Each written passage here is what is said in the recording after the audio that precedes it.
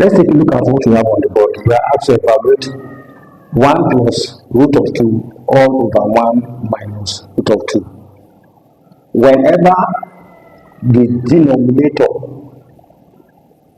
has a square root, it means that that particular problem has to be rationalized.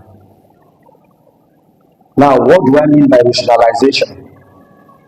Multiplying the numerator and the denominator by the conjugate of the denominator.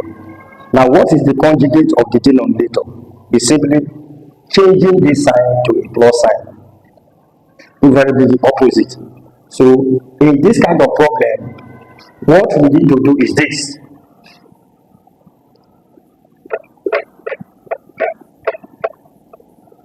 One plus root of 2 all over 1 minus root of 2.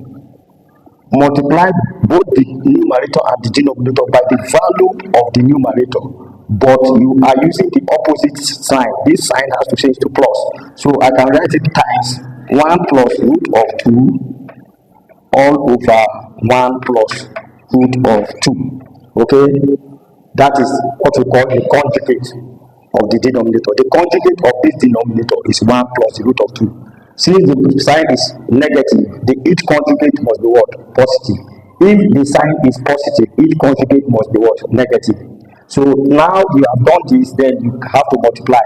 This one has to multiply. This 1 times 1 will give you 1. 1 times root of 2 will give you plus root of 2. Okay. Then root of 2 times 1 will give you plus root of 2. Okay. Then root of 2 times root of 2 will give you root of 4. And the square root of 4 is 2, so I can write plus 4 to 2.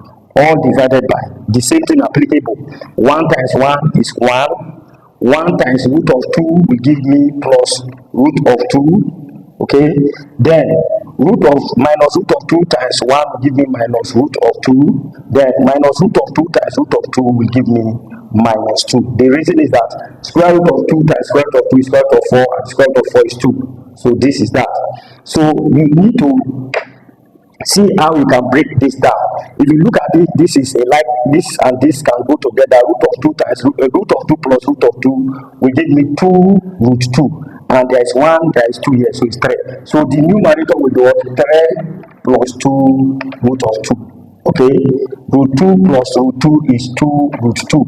Okay.